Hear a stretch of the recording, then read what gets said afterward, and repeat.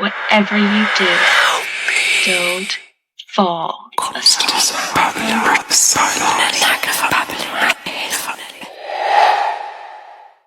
If you are anything like me, you love horror movies. But let's be honest, they just hit different when you find out they actually happened. They say nightmares can't kill you. But in the early 1980s, something happened that made doctors, journalists, and families question that belief forever. This is the true story behind A Nightmare on Elm Street. Before Freddy Krueger existed, real people were dying in their sleep. In the late 1970s, a group of young men from Southeast Asia arrived in the United States as refugees. They had survived war, genocide, and unimaginable trauma. Many of them were healthy, young, no medical problems, no history of heart disease. Then, suddenly, they began dying. Not in accidents, not from illness, but in their sleep. Families reported the same disturbing pattern. The men would go to bed normally. In the middle of the night, they would scream, thrash violently, beg for help. Some shouted that something was chasing them. Others said a dark figure was standing over them. And then, silence. By morning, they were dead. Doctors were baffled. Autopsies showed no clear cause. The hearts had simply stopped. The phenomenon became known as sudden unexplained nocturnal death syndrome. But the most terrifying detail wasn't the deaths. It was the fear. Some of the victims knew they were going to die. One young man refused to sleep for days. He told his family that if he fell asleep, something would kill him. He drank coffee constantly. He paced the house all night. When exhaustion finally overcame him, he slept. He died that night. This story caught the attention of filmmaker Wes Craven.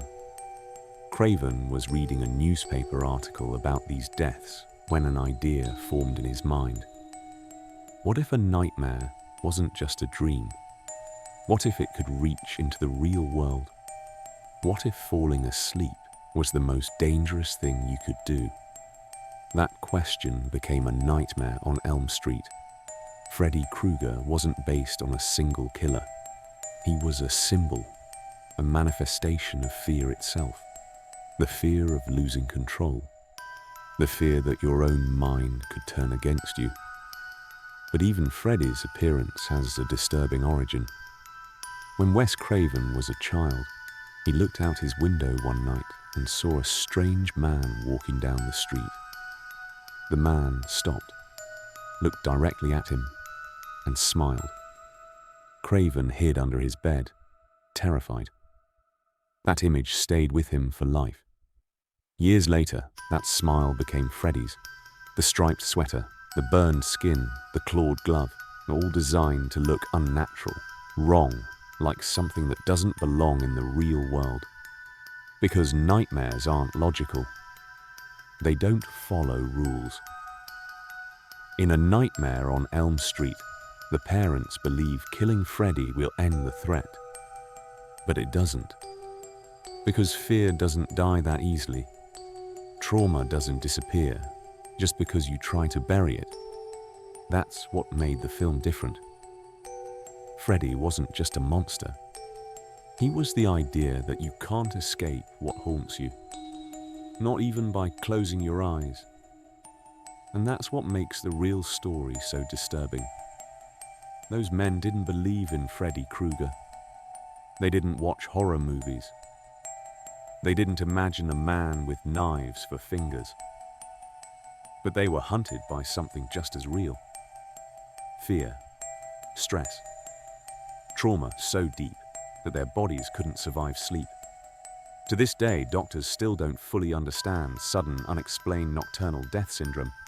There is no cure, no warning, no way to know who will be next. Which means the idea behind A Nightmare on Elm Street was never just fiction. It was a warning. Because sometimes, the most dangerous place you can be is inside your own dreams. And tonight, when you fall asleep, remember one thing.